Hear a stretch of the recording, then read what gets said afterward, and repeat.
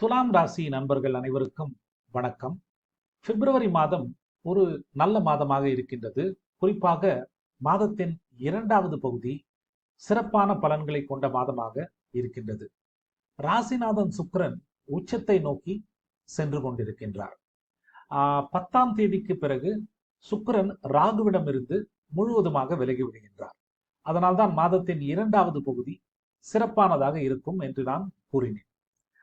மாதத்தின் முதல் பகுதி, அதாவது கிட்டத்தட்ட 10 தேதி வரை சுக்கிரன் ராகுவிற்கு மிக அருகில் சென்று கிரகணம் அடைகின்றார். சந்திரனுக்கும் சூரியனுக்கும் ஏற்படக்கூடிய கிரகணத்தை நம் கண்ணால் பார்க்க முடிகின்றது. அதை போலத்தான் சுக்கிரனுக்கு நிகழக்கூடிய கிரகணமும் நம் கண்களால் காண முடியாது, ஆனால் கிரகணம் நிகழ்கின்றது. கிரகணம் நடக்கும் வேளையில் சுக்கிரன் குரு பரிவர்த்தனையும் நடக்கின்றது. பரிவர்த்தனைனா சுக்கிரனின் வீட்டில் குருவும் குருவின் வீட்டில் சுக்கிரனும் இருக்கின்றார்கள். மியூச்சுவல் எக்ஸ்சேஞ்ச் அப்படின்னு நம்ம சொல்லலாம். இது 6ஆம் வீடு 8ஆம் வீடு இரண்டிற்கும் நடக்கக்கூடிய பரிவர்த்தனை.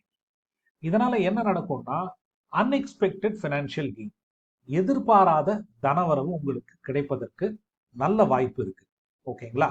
அதே நேரம் உங்கள் உடல் ஆரோக்கியத்திலும் கண்டிப்பாக கவனம் செலுத்துங்கள். உங்களை இரிட்டேட் செய்யும் விதமான விஷயங்களும் அங்கொன்றும் இங்கொன்றுமாக நடப்பதற்கு வாய்ப்பு இருக்கு.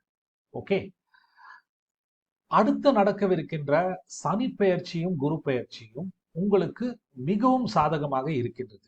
ஓகே, அத்தகைய சாதகமான பெயர்ச்சிக்கான முன்னோட்டங்கள் பிப்ரவரி மாதத்தின் இறுதி பகுதியிலிருந்து கண்டிப்பாக நடக்க தொடங்கும்.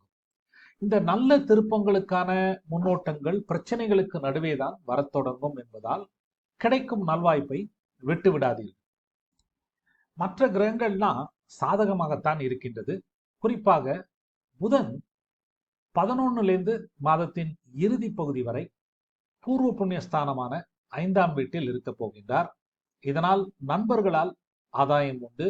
ஏதோ ஒரு விதத்தில் லக் ஃபேக்டர், பாக்கியம்னு சொல்றோம்ல, அதை நீங்கள் உணர்வீர்கள்.